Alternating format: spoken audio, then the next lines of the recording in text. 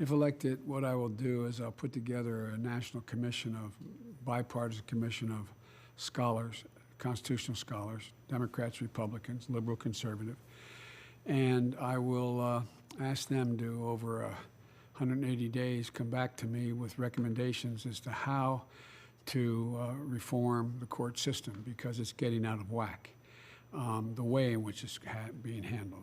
And it's not about court packing. There's a number of other things that our constitutional scholars have debated, and I'd look to see what recommendations that commission might make. The last thing we need to do is turn the Supreme Court into just a political football. Whoever has the most votes gets whatever they want. Presidents come and go. Supreme Court justices stay for generations.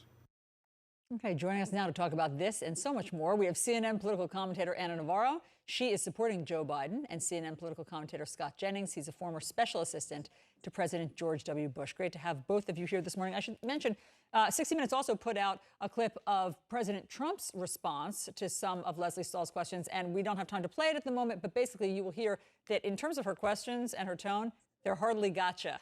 They are just the standard sort of respectful Lesley Stahl way, at least the clip that they've released.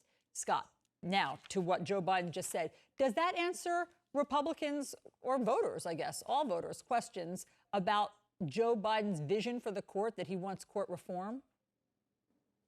Well, he lied. I mean, he told us a few days ago he was going to have an answer to this question before Election Day. He doesn't have an answer. Why isn't that an answer? He's saying he's going to do. What are you going to do? Hold on, Scott. Why isn't that? I'm going to set up a commission for 180 days, and they're going to look at how to reform the court. He's been asked directly dozens of times, his running mate, his campaign, do you favor packing the court? Oh, I don't know. I don't want to talk about it because it'll become a news headline. And then he finally said, well, I'll get you an answer before the election. And the answer is punting it down the road 180 days. We're still in the same place. You have to vote for me to find out what I'm going to do. The reality is he'll never be able to withstand the left flank of his party on this. And he said the court is out of whack. He clearly has ideas about fundamentally changing this institution, the Supreme Court. So if you care about courts, if you care about 9 justices, if you care about the sanctity of this branch of government, Joe Biden is telling you he is looking at radical changes.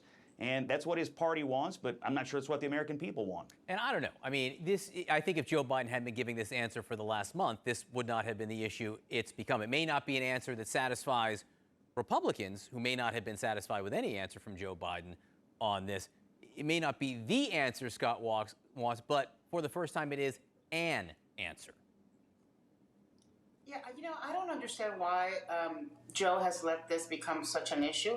First of all, let's just go back to remembering that the people who set the number of court justices in the Supreme Court and in the federal courts is Congress. It's not the president. They are decided by congressional acts. It's been changed 7 times in history. But I think that if you hear Joe Biden's answer, it's the Joe Biden we've all known for decades. This guy is an institutionalist. He respects the institutions. He served in the Senate for 6 terms. And I think he sees the Supreme Court, as he just said, something that should not be a political football. Look, people forget when they're in the majority or when they have the White House that there will come a day when they won't. And they often do things that then comes back to haunt them when they're in the minority or when they are out of power. And I think Joe Biden, in his years of experience, has seen that time and again. I find that answer to be the answer of an institutionalist, but I wish he would add to that, it's Congress's decision. It is up to Congress to decide the number of the justices. I don't think there's the votes in Congress to change the Supreme Court constitution. And I think you're hearing he is an institutionalist. And a lot of people on the left don't like that answer. Yeah. So him saying, don't turn it into a political football.